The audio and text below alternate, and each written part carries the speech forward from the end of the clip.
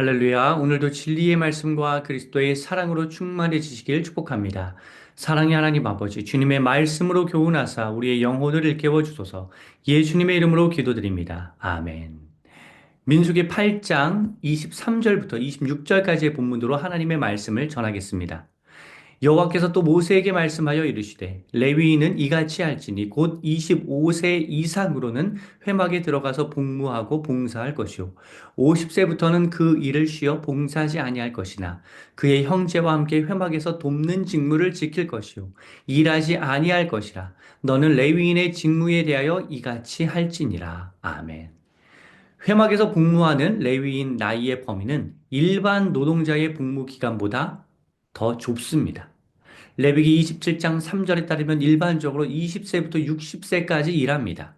하지만 성전에서 일하는 레위인은 보다 더 엄중한 사역이기도 하고 무거운 짐을 옮겨야 하기도 하며 작은 실수도 하지 않도록 각별히 신경 써야 하기에 30세부터 50세까지로 한정합니다.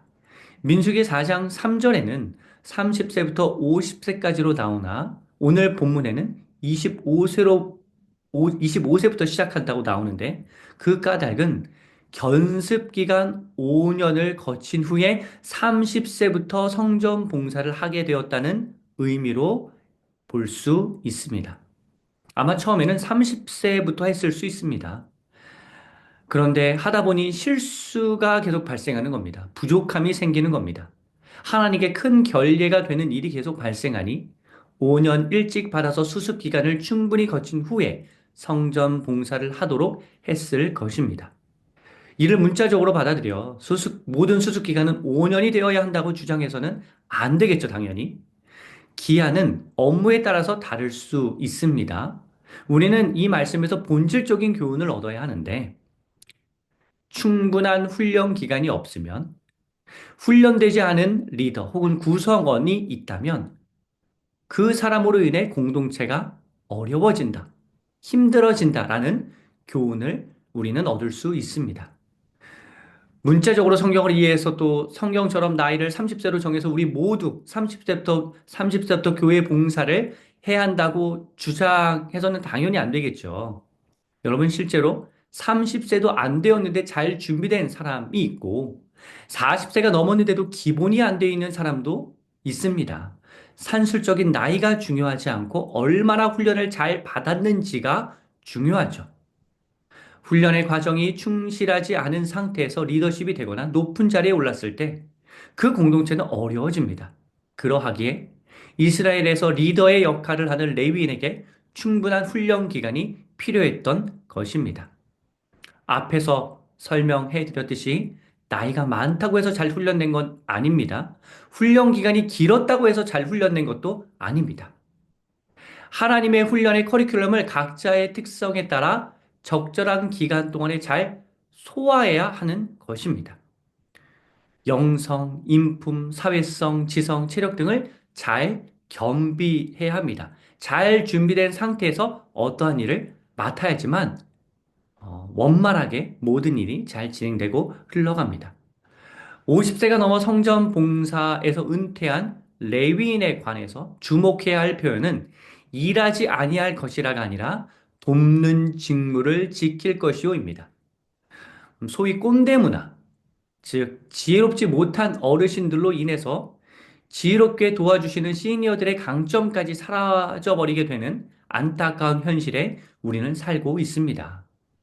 여러분, 그런데 지혜로운 원로들의 말을 귀담아 들을 필요가 있습니다. 지혜로운 원로는 무조건 이렇게 살아야 한다고 강요하듯이 이야기하지 않습니다.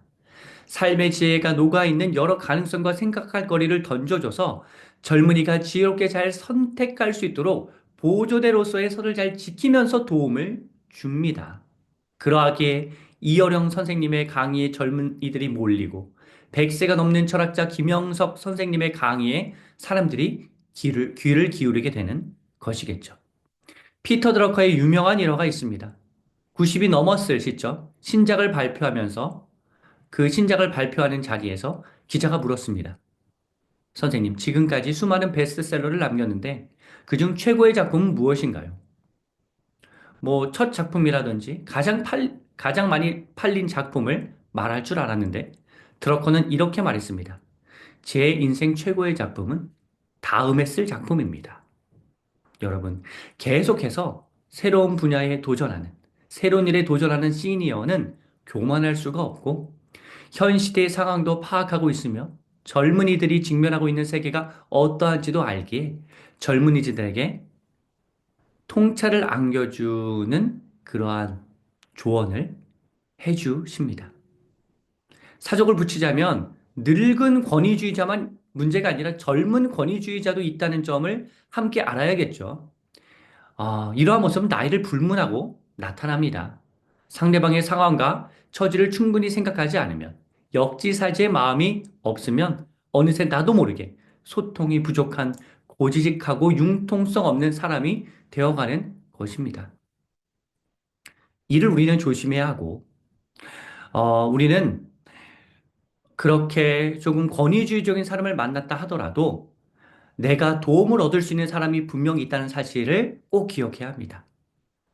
정말 권위주의적이지 않고 권위 있는 훌륭한 선배, 원로, 또한 나이는 어리더라도 배울 점이 있는 사람의 말에 귀를 기울일 때 우리는 실수를 줄일 수 있고 정도를 걷는데, 올바른 길을 걷는데 큰 도움을 얻을 수 있습니다. 물론 들은 조언 그대로 한다고 해서 되는 건 아닙니다.